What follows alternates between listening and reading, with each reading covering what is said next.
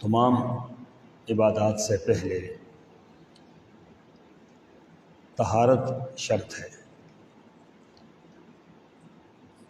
اور طہارت پاکیزگی صفائی یہ ہر چیز میں شرط ہے۔ آپ کے لباس میں، آپ کے بدن میں، جس جگہ پر آپ نماز پڑھ رہے ہیں اس جگہ پہ طہارت شرط ہے۔ اگر طہارت نہیں ہے تو آپ کی کوئی عبادت قبول نہیں ہے۔ اس طہارت میں سب سے پہلے یہ سمجھنا چاہیے کہ نیت ہر چیز میں شرط ہے، نیت کے بغیر کوئی عمل نہیں۔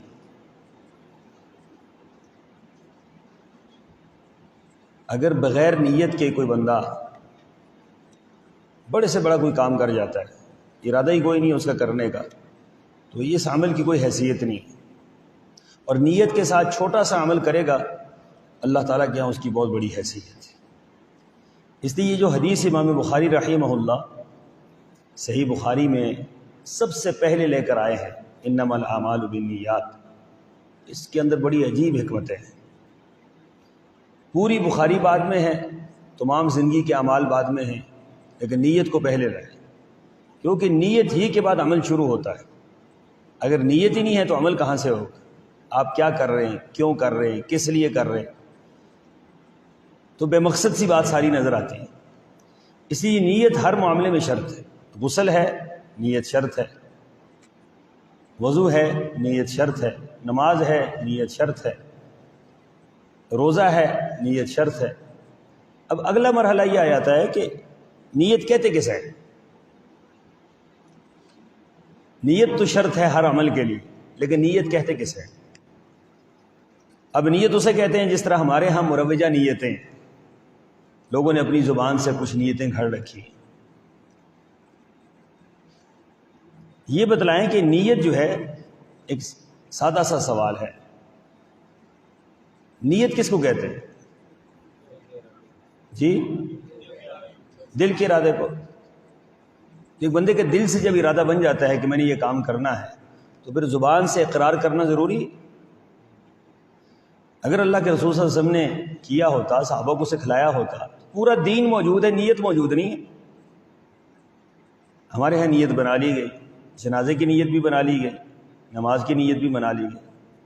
یہ اپنی طرف سے جو من گھڑت بات ہے نا، یہ اسلام نہیں ہے۔ آپ کو کس نے اختیار دیا کہ آپ ایسا کام کریں گے جو شریعت میں ہے ہی نہیں؟ اگر نیت ہوتی، اس کے الفاظ ہوتے تو عربی میں ہوتے، پوری نماز عربی میں ہے۔ نیت جو ہے وہ پشتو میں بھی ہے، پنجابی میں بھی ہے، اردو میں بھی ہے، فارسی میں بھی ہے، ہر زبان میں نیت۔ من گھڑت چیز کا مطلب ہی یہ ہوتا ہے کہ جس کی دلیل پیچھے کوئی نہیں ہوتی، اپنی طرف سے بنائی ہوتی۔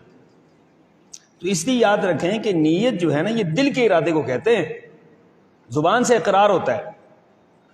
آپ جب گھر سے نکلتے ہیں آپ کا ارادہ ہے، دل سے پہلے دل کے اندر ارادہ آتا ہے، پھر زبان پر بات آتی ہے، یا زبان پر پہلے بات آتی ہے، دل میں ارادہ بعد میں جاتا ہے۔ ایسا بھی کبھی ہوا ہے؟ الٹ کبھی نہیں ہوتا، پہلے دل میں بات آتی ہے پھر زبان پر آتی ہے۔ تو آپ جب دل میں ایک ارادہ کرتے ہیں کہ میں نے یہ کام کرنا ہے، اس کے بعد اس کے آداب شروع ہو جاتے ہیں، یہی نیت ہے آپ کی۔ اس کے بعد اس کے کرنے کا پریکٹیکل شروع ہو جاتا ہے۔ اب اگر نیت نہ ہو اور ایک بندہ جنابت ہو اس کو، اور وہ کہیں چلتے ہوئے سمندر میں گر جائے، یا چلتے ہوئے کہیں کسی حوض میں گر جائے، تو باہر نکلے تو کیا خیال ہے، غسل ہو گیا اس کا؟ ہیں جی؟ بندہ بھیگ تو گیا نا سر سے لے کر پاؤں تک، تو غسل ہو گیا اس کا؟ اس کا غسل نہیں ہوا۔ بعض لوگوں کے نزدیک ہو گیا، کیوں؟ نیت ہے ہی نہیں ہے، نیت کی ضرورت ہی نہیں۔ یعنی آپ نیت کو نکال دیں تو پیچھے رہتا ہی کچھ نہیں۔ ایک بندہ چلتے چلتے، اس کا کوئی ارادہ نہیں ہے، کوئی کچھ بھی نہیں، چلتے چلتے پانی میں گر گیا، سمندر میں ڈبکی لگی ہے، وہ کہتا ہے جی میرا غسل تو ہو گیا۔ ایسا غسل نہیں ہوگا۔ غسل کے پھر آداب ہیں، غسل جنابت کے خاص آداب ہیں۔ غسل بھی 3 طرح کے ہیں۔ ایک غسل ہے غسل جنابت، جسے فرض غسل کہا جاتا ہے۔ ٹھیک ہے، ایک غسل ہے جو ہم کرتے ہیں یہ جمعے کے دن، یہ بھی بعض کے نزدیک واجب بھی ہے، اور ایک غسل وہ ہے جو بندہ ٹھنڈک حاصل کرنے کے لیے کرتا ہے۔ تو تینوں کے آداب مختلف ہیں۔ ٹھنڈک حاصل کرنی ہے، آپ جتنا مرضی پانی ڈالتے رہیں، کوئی مسئلہ نہیں۔ جمعے کے دن غسل کرنا ہے تو ٹھیک ہے، جو عام غسل ہے اسی طرح آپ کریں گے۔ غسل جنابت اس کے لیے پورے الگ آداب ہے۔ اس کے کرنے سے پہلے آپ کی نیت ہوگی کہ میں یہ غسل جنابت کر رہا ہوں، اپنے دل کے آپ کا ارادہ ہوگا کہ میں غسل جنابت کر رہا ہوں۔ پھر اس کے بعد آپ بسم اللہ پڑھ کر آپ داخل ہوں گے وضو خانے میں۔ اب ہمارے ہاں وضو خانے اور غسل خانہ اور باتھ روم اکٹھے ہو گئے، اس نے بڑی خرابی پیدا کی۔ یہ الگ الگ ہوتے تھے، پہلے الگ الگ ہوتے تھے، اور اب سارے مشترکہ ہو گئے، جدید سٹائل ہے نا، اس کے بعد پتہ نہیں کیا ہونا ہے۔ تو اس نے کافی سارا کام خراب کر دیا کہ آپ جب اندر جاتے ہیں، اندر جا کر آپ بسم اللہ نہیں پڑھ سکتے، کیونکہ اندر تو واش روم بھی ہے، تو پھر باہر ہی آپ کو بسم اللہ پڑھنی پڑے گی۔ بسم اللہ کے بغیر بھی کوئی کام نہیں، یاد رکھیں، لا وضوء لمن لم یذکر اسم اللہ علیہ، یہ ایک مطلق ہے۔ رسول اللہ صلی اللہ علیہ وسلم نے فرمایا کہ جو عمل بھی بسم اللہ کے بغیر کیا جائے فہو ابتر، فہو اجزب، فہو اخطا، حدیث کی 3 الفاظ، اس کی کوئی حیثیت نہیں، وہ عمل جزامی ہے، وہ عمل منقطع ہے، یعنی اللہ تک نہیں پہنچتا جس میں بسم اللہ نہ پڑھی جائے۔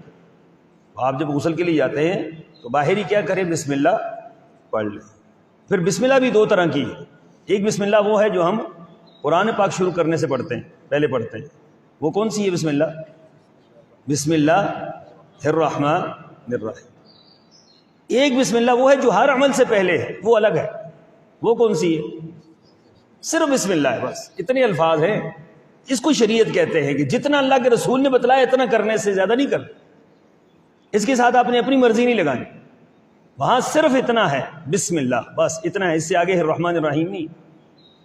ہم قرآن پاک پڑھتے ہوئے بسم اللہ الرحمن الرحیم، یہ فرق ہے۔ اپنا گھڑا ہوا اور رسول اللہ صلی اللہ علیہ وسلم کا بتلایا، جو اللہ کے رسول نے بتلایا بس اتنا ہی ہے، اس سے آگے نہیں جانا، نہ پیچھے نہ آگے، نہ تھوڑا نہ زیادہ، جو آپ نے بتلایا بس وہی ہے، اس سے آگے ہم کر ہی نہیں سکتے، ہم پابند ہیں۔ پھر آپ جب جاتے ہیں تو آپ نے یہ پہلے ذہن میں یہ رکھنا ہے کہ پانی کم سے کم استعمال کرنا ہے، غسل جنابت میں پانی کم سے کم استعمال کرنا ہے۔ رسول اللہ صلی اللہ علیہ وسلم غسل جنابت میں کتنا پانی استعمال کرتے تھے، کسی کے علم ہے؟ 2.5 کلو۔ رات کو آپ نے وہ مسئلہ کیا تھا، وہ ٹھیک تھا، اللہ آپ کو جزائے خیر دے، بعد میں نے اس کی وضاحت کر دی تھی۔ ایلا کے لیے جو ہے نا 4 مہینے 10 دن، قرآن پاک کی آیت ہے، اس لیے میں آپ سے دلیل پوچھ رہا تھا۔ تو وہ کتنا، 2.5 کلو؟ 2.5 کلو۔ اب 2.5 بالٹیاں خرچ کرتے ہیں لوگ، 2.5 بالٹیاں نہیں بلکہ وہ کھول کے نا شاور نیچے بیٹھ جاتے ہیں، اور غسل جنابت تو اپنی جگہ پہ رہتا ہے، تباہی پھر جاتی ہے سارے معاملات کی۔ غسل جنابت یہ ایک عمل ہے اور ایک خاص عمل ہے، اور اس عمل کا ایک ضابطہ ہے کہ کم سے کم پانی استعمال کیے اور زیادہ سے زیادہ طہارت حاصل کی جائے۔ اس سے پہلے کیا ہے کہ آپ نے وضو کرنا ہے، مکمل وضو، مکمل وضو اسے کہتے ہیں۔ جس طرح نماز کے لیے آپ وضو کرتے ہیں، اس طریقے سے آپ نے غسل جنابت سے پہلے مکمل وضو کرنا ہے، سر سے لے کر پاؤں تک مکمل، اس میں شامل ہے مسح شامل ہے، پاؤں کا دھونا شامل ہے، سارے اعمال شامل ہیں۔ مکمل وضو کرنے کے بعد پھر آپ نے پانی بہانا ہے، لیکن یاد رکھیں 2 کام اس میں اضافی ہیں۔ ایک یہ ہے کہ غسل جنابت میں آپ نے مبالغہ کرنا ہے پانی کا، منہ کے اندر حلق تک پانی لے کے جانا ہے، لیکن اگر آپ روزے سے ہیں تو پھر آپ نے حلق تک پانی نہیں لے کے جانا۔ رسول اللہ صلی اللہ علیہ وسلم نے روزے کی حالت میں آپ نے فرمایا کہ جب کوئی شخص روزے سے ہے تو وہ اپنے حلق تک پانی نہیں لے کے جائے گا، اس کو رعایت ہے، اسے منہ کے اندر پانی رکھے گا۔ لیکن جو اگر روزے سے نہیں ہے وہ حلق تک پانی لے کے جائے گا اور پھر اس کا واپس لے کر آئے گا اس کو۔ دوسرا یہ ہے کہ ناک کے اندر پانی مبالغے سے چڑھائے گا۔ مبالغے سے مراد یہ ہے کہ اچھا جہاں تک جا سکتا ہے پانی اتنا پانی چڑھائے گا، لیکن اگر روزے سے ہے تو پھر مبالغہ نہیں کرے۔ یہ رسول اللہ صلی اللہ علیہ وسلم نے منع فرمایا کہ روزے کی حالت میں اگر کوئی غسل جنابت کرنا چاہتا ہے تو اس کو مبالغہ نہیں کرنا بلکہ صرف پانی چڑھانا ہے۔ یہ 2 کام جو ہے یہ علیحدہ علیحدہ ہے۔ پھر آپ نے پورے جسم پر پانی بہانا ہے، پورے جسم پر پانی بہا. رسول اللہ صلی اللہ علیہ وسلم اپنے مبارک بالوں کے اندر ہاتھ پھیرا کرتے تھے. آپ نے ایک چلو بھر کے ڈالا، پھر اچھے طریقے سے بالوں کو گیلا کیا، پھر دوسرا بھر کے ڈالا، پھر بالوں کو گیلا کیا اچھے طریقے سے، پھر تیسرا بالوں کو گیلا کیا اچھا، پھر پورے جسم پر پانی بہایا اور اچھے طریقے سے پورا جسم کیا کیا، مل لیا جسے کہتے ہیں. صابن ملنے سے تو سارا مسئلہ ہی حل ہو جاتا ہے، لیکن صابن بھی اگر جتنا مرضی لگایا جائے، اصل مسئلہ جو ہے وہ کیا ہے، وہ طہارت ہے، شرعی طہارت. ٹھیک ہے، وہ شرعی طہارت جو ہے نہ صابن کی محتاج ہے نہ کسی اور چیز کی محتاج ہے، وہ اصل میں ان اعمال کی محتاج ہے جو رسول اللہ صلی اللہ علیہ وسلم نے بتلایا کہ پورے کا پورا جسم سر سے لے کر پاؤں تک وہ آپ اچھے طریقے سے، یہاں تک کہ بعض الفاظ کے بقول کہ ایک بال بھی خشک نہ رہے، پورے کا پورا جسم. اس میں یہ دیکھ لینا چاہیے غسل کرتے ہوئے، غسل جنابت کرتے ہوئے خاص کر، کہ آپ بیٹھے ہیں تو یہ جگہیں آپ کی رہ جاتی ہیں، یہ جوڑ رہ جاتے ہیں، یہ بغل کے نیچے یہ جگہ رہ جاتی ہیں. ٹھیک ہے، یہ ساری جگہ جہاں جہاں، اور پھر ناف کی جو کیا کہیں گے، ناف کی جو جگہ ہے یہ گہری ہوتی ہے، تو یہاں پر بھی انگلی مار لی جائے. تو اس میں یہ ہے کہ پورے کا پورا جسم جو ہے وہ بالکل مکمل طور پر جو ہے وہ غسل میں آ جاتا ہے. تو غسل کرنے کے بعد پھر آپ باہر نکلیں، اور باہر نکلنے کے بعد پھر آپ باقی آپ کے جو اعمال ہیں، باقی معاملات ہیں وہ کریں. لیکن یہ ہے کہ غسل جو ہے یہ یاد رکھیں کہ اگر غسل آپ کا ٹھیک نہیں ہے تو اس کے بعد کوئی عبادت ہی ٹھیک نہیں.